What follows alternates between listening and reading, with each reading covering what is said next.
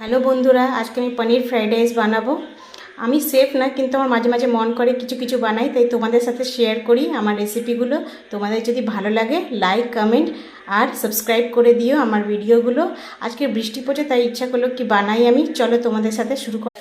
আমি চালটাকে ধুয়ে নিচ্ছি, দেখো তোমাদের সামনে ধুচ্ছি চালটাকে।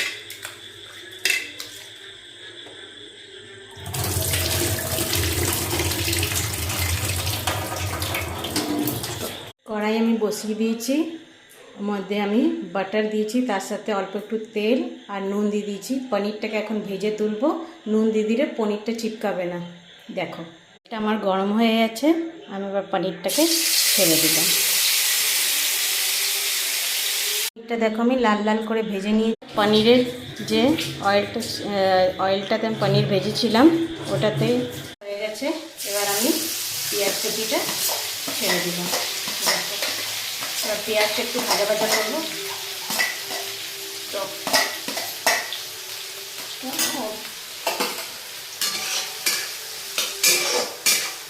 হয়ে গেছে, 5 মিনিট হয়ে গেছে, আমি ভেজে নিয়েছি পেঁয়াজ আর রসুনটা। এবার আমি ক্যাপসিকামটা ছেড়ে দিলাম এর মধ্যে, তার সাথে গাজরটাকেও ছেড়ে দিলাম।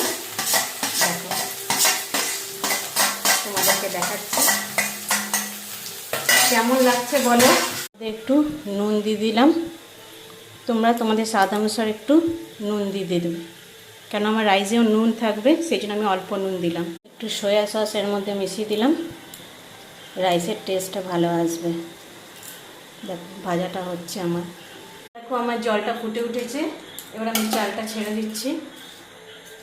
দেখো চালটা ছেড়ে দিলাম।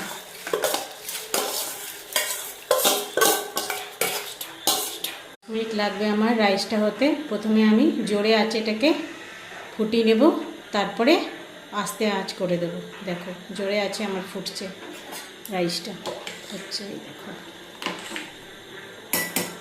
দেখো 10 মিনিটে আমার রাইসটা হয়ে গেছে।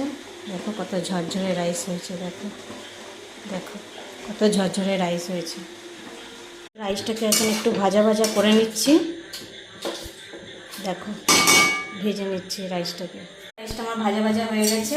আমি যে ওই সবগুলো ভাজা করে রেখেছিলাম, দেখো মধ্যে সব মিলিয়ে দিলাম। এবার এটা নাড়িয়ে দেবো।